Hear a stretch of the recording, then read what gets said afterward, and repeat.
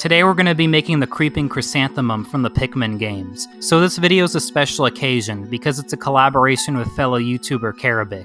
He also made a Pikmin theme video for this collaboration, which is linked in the description along with his channel. Anyway, let's get started. So the Creeping Chrysanthemum is one of the more interesting enemies. It disguises itself as a normal looking flower and then just pops up at you. I actually remember seeing it in the Pikmin 2 trailer when the game first came out. Now the body was the most complex part. Not only does it have this blue to green gradient, but it has this weird zigzagged pattern on top of it, and gradients aren't the easiest thing to pull off with clay. This enemy also feels somewhat reminiscent of the piranha plant from the Mario games, only this guy's a bit thicker. Now, there's some weird details about this enemy that I never noticed until I took a closer look. For one thing, its arms are straight up rainbow colored, which you'll see later in the video. It's an odd design choice, but it kinda works. But easily my favorite part are these weird flower eyes growing out of his chest. They're basically in place of where his nipples would be. So let that pleasant visual sink in. Now this guy's first appearance is the Awakening Woods, which uses the same map as the Forest of Hope. That's actually how most of the above ground stages are in Pikmin 2. They just recycle the same maps from the first game. You might call that lazy game design, but I feel like it adds to the experience in a way. It really emphasizes the idea that you're returning to the same place again. It's also not too distracting since like 80% of the game takes place in underground caves. Speaking of which, I love the caves. I know some people take issue with them, but they're easily my favorite part of the game. I love not having a time limit, I love the darker, more labyrinth-esque feel, I love the anticipation of there being a new boss at the end of every cave. They're just great.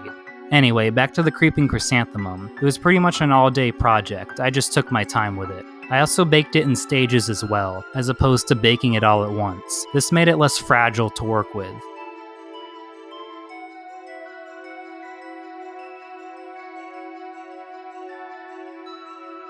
Just gotta add the last few touches here. And there's the final product. Don't forget to subscribe for more clay models. Also, don't forget to check out Kerobyx's channel and the collaboration video linked in the description.